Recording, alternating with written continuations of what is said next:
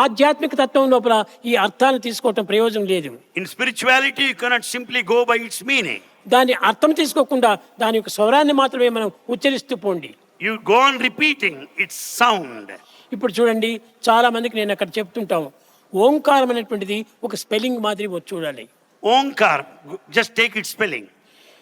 ఓం అంటారు. Many say Om. ఇది ఓం అనేటువంటి స్పెల్లింగ్ కాదు, It's not spelling that ఇది way. ఒక పదము. It's a word. ఈ పదమైనప్పుడు దీనికి స్పెల్లింగ్ ఏమిటి? Then what is its spelling? ఈ స్పెల్లింగ్ చూడాలంటే ఆ ఊ ఉం ఈ మూడు చేరితే ఓం అనే పదం వచ్చింది. And if you want to know its spelling, A-U-M, A-U-M. ఆ ఊ ఉం. A-U-M. ఈ పదం చెప్పాలంటే ఆ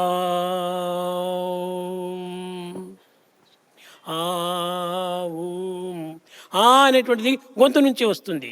A comes out of the throat. ఊ అనేటువంటిది నోలక నుంచి వస్తుంది. U comes out of the tongue. అనేటువంటిది పదవుల నుంచి వస్తుంది. Comes out of the lips. ఈ మూడు చేరినటువంటి ఓంకారం నాభి నుంచి వస్తుంది. So the combination of the three comes out of the very navel. కనుకనే హృదయ నాళం నుంచి వచ్చేటువంటి ఒక సౌండే నిజమైనటువంటి sound. So the sound that comes out of the heart is the true sound. చాలా మందికి ఆ ఊ ఊం అని చెప్పమంటే స్పెల్లింగ్లే చెప్పుకుంటూ కూర్చుంటారు. And when this is to be said, they go by the spelling only. తెల్లవారుజాము కూడా ఓంకారంలో చెప్పాలంటే ఆ ఊం అంటారు.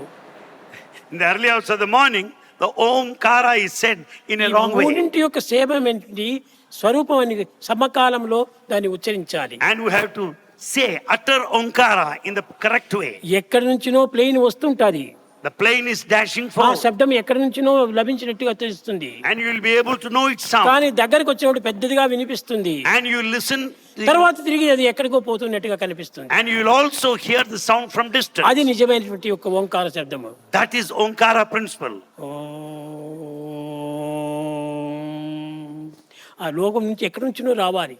And it should come from ఆ within. నాభి నుంచి రావాలి. It should come out of the navel. కంఠం నుంచి వచ్చినప్పుడు అది శబ్దం ఎక్కువ వినిపిస్తుంది. And when once it comes out of the throat, కానీ you will తిరిగి అది hear high వెళ్ళిపోయే sound. సమయం లోపల తగ్గిపోతూ వస్తుంది. And then at the final stage, it declines. కనుకనే ఈ శబ్దములంతా కూడా సక్రమమైనటువంటి తీసుకున్నప్పుడే మనకు సరి అయినటువంటి భావన కుదురుతుంది.